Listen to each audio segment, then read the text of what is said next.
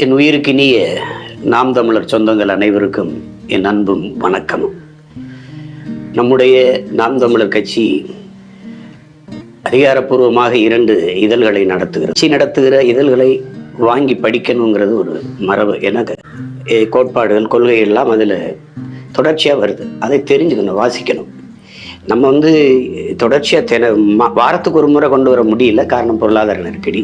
15 நாளைக்கு ஒரு முறை புதிய ஒரு தேசம் வந்து கொண்டு இருந்தது. பிறகு பொருளாதார நெருக்கடியால் நம்ம இந்த மாதம் ஒரு முறை கொண்டு வரோம். அதை வாங்கி படிக்கணுங்கிற பொறுப்பு, அக்கறை, என்ன சுவாசிப்பது போல வாசிப்பது இருக்கணுங்கிறது. தொட்டு பார்த்தால் அதுக்கு ஆயுதம், தொடர்ந்து படித்தால் அது ஆயுதம்ங்கிறாங்க. அதை புரிஞ்சுக்கணும். கட்சிக்குள்ளே என்ன நடக்குது, கட்சி எங்கெங்கே என்னென்ன வேலை செய்யுது, எங்கெங்கே யார் புதிய பொறுப்பாளர்களுக்கு பொறுப்பேற்றிருக்கிறார்கள், அதெல்லாம் நீங்கள் தெரிஞ்சுக்கிறணும்னா கட்சி இதழை வாங்கி படிக்கணும். இப்போ பண்பாட்டு மெய்யியல் தளத்தில் இது வேள்வீச்சு எங்குது. அரசியல் பொதுத்தளத்தில் நம்ம எல்லா செய்தியிலையும் சுமந்துட்டு நம்மளோட புதிய ஒரு தேசம் செய்வோம் வருது. யார் அதுக்கு உடனே உழைக்கிறதில்லை.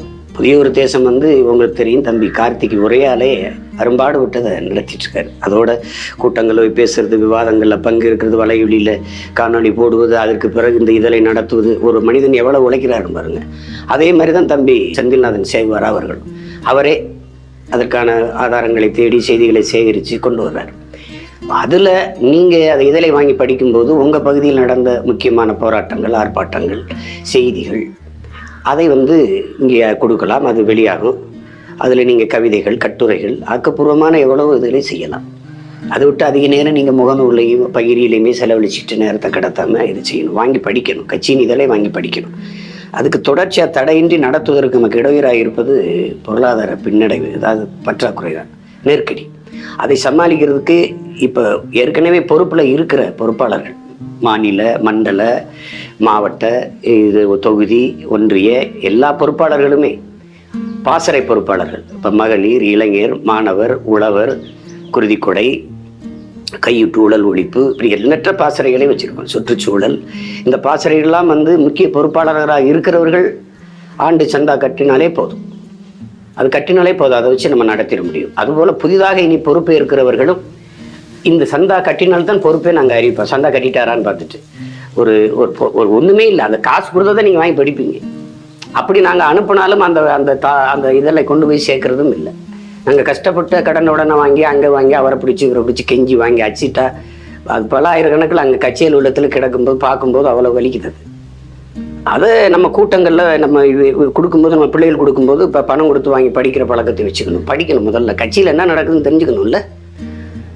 அப்போ தான் நாளைக்கு தற்கறிவு வளரும். கட்சி சம்மந்தமாக ஒரு கேள்வி எழுப்புனா அதுக்கு எடுத்து வாதங்களை வைக்கிறதுக்கான நம்ம அந்த அறிவு கூர்மை எப்படி வரும்?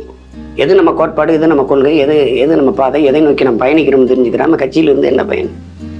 அதனால இதை என்னுடைய அன்பான வேண்டுகோளாக எடுத்துக்கிட்டாலும் சரி, இல்லை உறுதியான கட்டளையாக எடுத்துக்கிட்டாலும் சரி, என் அன்பு உடன் பிறந்தார்கள், நான் உயிருக்கு மேலாக நேசிக்கிற நாம் தமிழர் சொந்தங்கள் இதை கவனத்தில் எடுத்துக்கிட்டு செய்யணும். அதுக்கு பொறுப்பு அந்தந்த மண்டல அமைப்பாளர், மாநில அமைப்பாளர்கள், மாவட்ட தலைமை, தொகுதி தலைமைகள் இதை பொறுப்பெடுத்து இந்த சந்தாவை கட்டுவதற்கு முனைய வையுங்கள். அதை வாங்கி இங்கே தலைமைக்கு அனுப்புங்கள். புதிய ஒரு தேசம் செய்வோம் என்றால் தம்பி கார்த்திக்கு தொடர்பு கொள்ளுங்கள். வேல்வீச்சுக்கு என்றால் தம்பி செந்தில்நாதன் சேகுவாராவுக்கு தொடர்பு கொள்ளுங்கள். மறுபடியும் இதை பலமுறை நான் பேசிட்டேன். திரும்ப என்னை பேச வைக்காதீங்க. இப்போ ரொம்ப நெருக்கடிக்கு அப்புறம் தான் இது ஒரு காணொலியாக வெளியிடணும்னு வருது. ஒரு மாதத்துக்கு ஒரு முறை இந்த இதழ்கள் வெளிவருகிறது. அதில் கட்சியின் நடவடிக்கைகள், ஆர்ப்பாட்டங்கள், போராட்டங்கள், எங்கெங்கு மரக்கன்று நடப்பட்டது, எங்கெங்கு ஏரிகள் தூர்வாரப்பட்டது, எங்கெங்கே நம்ம குருதிக்கொடையை கொடுத்துருக்குறோம், எங்கெங்கே மக்கள் பணியாற்றியிருக்கிறோம், எல்லாமே இதில் வருது. அதுபோன்ற செய்திகளை தெரிந்து கொள்ளும்போது தான் நாமும் ஊக்கமும் ஆக்கமும் பெற முடியும், உற்சாகமாக இயங்க முடியும். நன்றி, வணக்கம். நாம் தமிழர்.